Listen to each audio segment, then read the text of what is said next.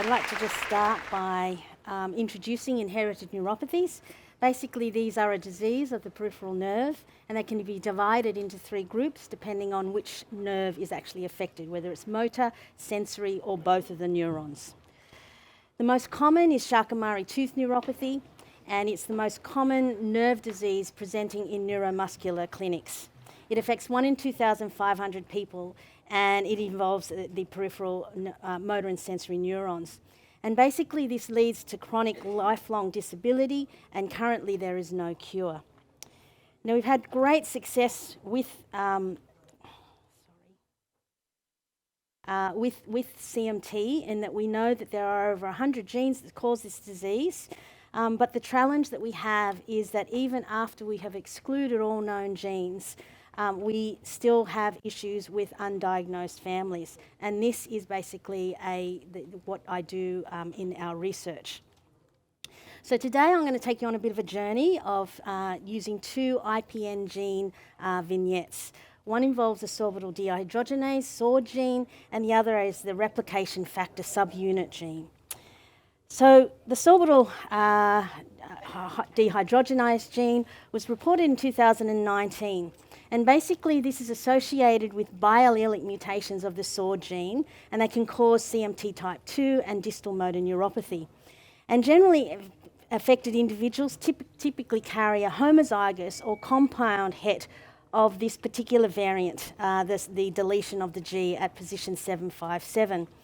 And basically this cartoon is showing that the SORD has an interesting arrangement in that you have the SORD gene, but then downstream you actually have a pseudogene of SORD.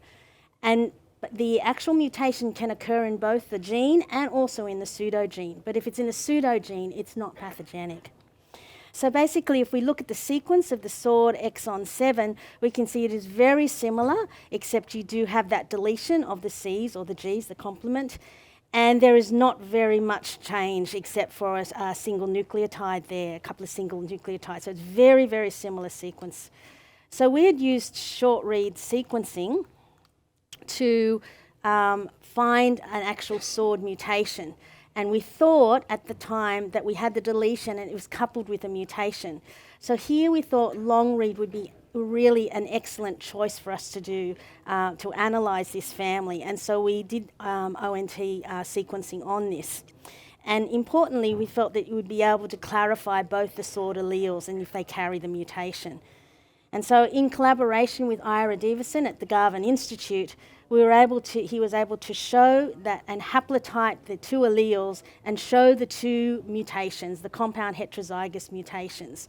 And so here was a really good example of us having a problematic gene to screen, but something like the nanopore was able to solve this for us. Now, moving on to the next gene, basically this is just information on the long-read sequence that we got and how we were able to confirm this change. Moving on to the RFC1 gene. Sorry, I'm having trouble.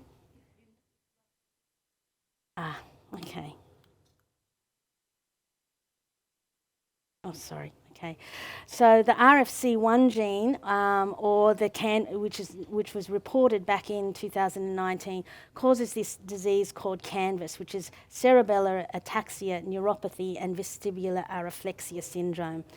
It is involved with a pentanucleotide repeat expansion. And the canonical allele motif is the AA-triple-G, and it's quite high frequency in the populations. But if it is pathogenic, it'll be around about 400 to 2,000 repeats.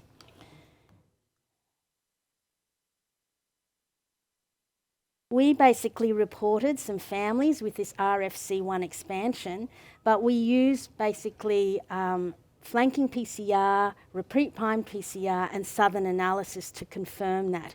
So really this became a very good idea for us to be able to validate some of our families with long read. And in particular, the one that I've actually asterisked is a family where on southern analysis we actually got a single band, and that's shown with the R1995 there. Basically, on the left, you can see how we used PCR-based assays to work out what potential repeat motif might have been there, and we felt that we were seeing that we had an estimated of 1,325 repeats. When we actually did the southern analysis, when we did the targeted reading, we did this in collaboration again with Ira Deverson, who was using the read until functionality of the long read. So basically looking at that particular gene and just sequencing that across those repeat regions. And essentially what we were able to show is that we could see the AA triple G canonical repeat expansion, which we also saw in the repeat primed PCR, but we were also seeing the AAA double G coming up as well. And they were around about 980 and 1,010 repeats. And so basically what's important about this is that when RFC1 was originally reported, we thought that the AAA double G was not pathogenic. But if it is expanded, as in the case and coupled with the AA triple G canonical repeat expansion, you were seeing this actual canvas phenotype. So now just my last few slides is to talk about a family that back in 2003, we did linkage analysis on them. We thought we had a linkage region, and we've worked on it very hard over a long period of time. Hello 2023, and we still hadn't solved it. And so we really wondered what was actually going on. When the RFC1 gene was actually identified, this is the family that we originally reported. This is the actual structure of the family that we reported, and we assumed it was an autosomal dominant family. So when the RFC1 gene was actually reported, the phenotype did fit the RFC1 story. So we went and did some analysis on this individual in the third generation here. And by doing random primed PCR or repeat primed PCR, we were able to show in this individual that there was the canonical AA triple G expansion, but there seemed to be another expansion that wasn't being picked up with the repeat primed PCR. And so, as I say, Longread Sequencing to the rescue. Ira was able to do sequencing on this individual, and clearly what we can see is we have the AA triple G expansion, and then we have this second allele which has the AGGGC, and so that was expanded in this patient. Now, without having the long read sequence, we would not have known what the actual second allele was. And so by knowing that information, I was able to then go and do some repeat primed PCR. And clearly what we can see in this part of the pedigree is that it is the mother who has actually given the child the A triple GC motif. The father has given the AA triple G motif. And so in this family, you can really clearly see why we thought it was autosomal dominant and how that actually masked the fact that you had recessive alleles actually coming together, and that it was the mother who happened to have a repeat expansion, and so individual 4-3 ended up looking affected in this family, or is affected. But you can see that there were numerous people in the upper generations that are affected as well. And so we're currently working on this family to look at the remainder of the family members to see what other repeat expansions are in there.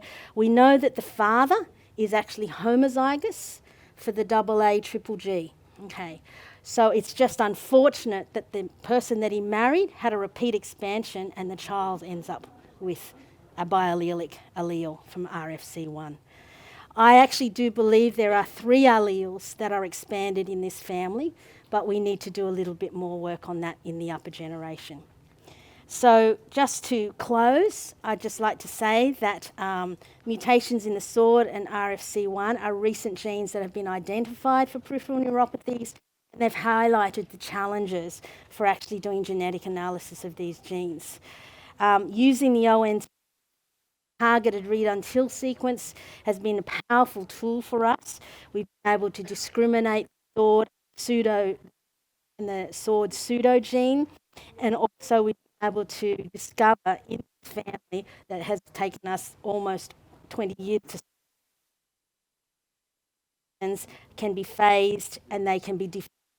And that I think one of the things about this RFC1 gene is that we're going to be having to do this long read because I think we're going to be seeing permutations of the motif of this pentanucleotide repeat. And I see this long read for us in the families that aren't unsolved, that have been excluded for known coding genes, that we really will need to be able to start to look at structural variation. And this is what I'll be using in the families that are unsolved. So just quickly, my final slide to thank all the people, my team, and just all the different groups who have contributed to these particular stories. Thank you.